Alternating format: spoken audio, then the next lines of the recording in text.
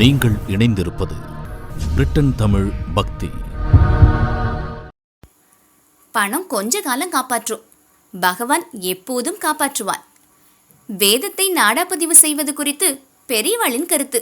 வேதங்களில் பல சாகைகள் இருக்கின்றன. சாம வேதத்தில் ஜெயமினிய சாகை என்றும் தலவக்கார சாகை என்றும் அழைக்கப்படும் பகுதிகள் முற்றிலும் மறைந்துவிடக்கூடிய நிலையில் இருந்தன. ஸ்ரீரங்கம் ரங்கநாதர் கோயிலில் ஒரு பணியாளர் இருந்தார்.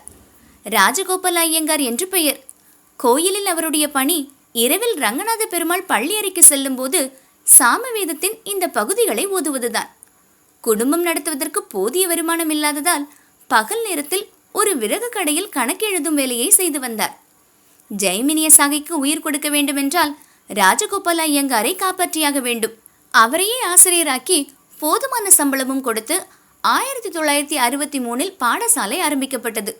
அவருக்கு பின்னர் அவருடைய சிஷ்யர் ஸ்ரீ மகரபூஷணம் அவர்களை ஆசிரியராக கொண்டு பாடசாலை நடந்து வருகிறது. இதுவரை மகாராஷ்டிரத்தைச் சேர்ந்தவர்கள் உட்பட 20க்கும் மேற்பட்ட மாணவர்கள் நல்ல முறையில் பயின்று தேர்ச்சி பெற்று வித்வான்களாகி இருக்கிறார்கள். ஸ்ரீ மகரபூஷணத்துக்கு திருப்பதி தேவஸ்தானத்திலிருந்து அழைப்பு வந்தது. ஜெயமினிய சாகையை நாடா பதிவு செய்து கொள்ள வேண்டுமாம். ஸ்ரீ மகரபூஷணம் பெரியவாளிடம் வந்தார். நான் என்ன செய்யணும்னு உத்தரவாகணும், உன் அபிப்பிராயம் என்னன்னு சொல்லு. பெரியவா, டேட் செய்வதில் எனக்கு சம்மதமில்லை. ஆனால் திருப்பதி தேவஸ்தானத்திலிருந்து அழைப்பு வந்திருக்கிறதாலேயே பெரியவாளிடம் தெரியப்படுத்தினேன். வேதத்தை நாடாப்பதிவு செய்வதை பெரியவாள் ஏற்றுக்கொண்டதே இல்லை. நாடாப்பதிவு செய்வதால் ஏற்படும் தீமைகளை மகரபூஷணத்திடம் விளக்கினார்கள். மகரபூஷணத்துக்கு பெரியவாள் வாக்கு பெருமாள் வாக்கு. அவருடைய வேத குரல் நாடாவில் பதிவாகவில்லை. அரங்கன் கேட்டு மகிழ்ந்தாலே போதும் என்று முதிர்ச்சி. அதே மகரபூஷணத்துக்கு அமெரிக்காவிலிருந்தும் அழைப்பு வந்தது.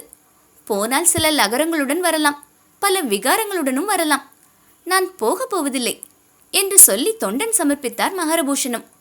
ரொம்ப சரி, பணம் கொஞ்ச காலம் காப்பாத்தும், பகவான் எப்போதும் காப்பாற்றுவான். மேலும் இது போன்ற நிகழ்வுகளுக்கு இணைந்திருங்கள். பிரிட்டன் தமிழ் பக்தி.